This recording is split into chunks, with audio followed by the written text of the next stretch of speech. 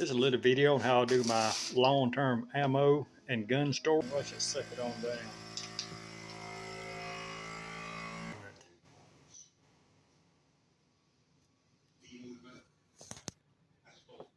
Light is off, now it's sealed.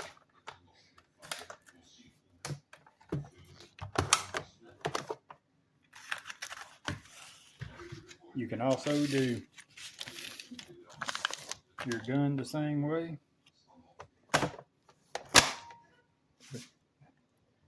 Vacuum sealed, then it'll suck all the air out of it and preserve it, keeps all the air and moisture from getting to it.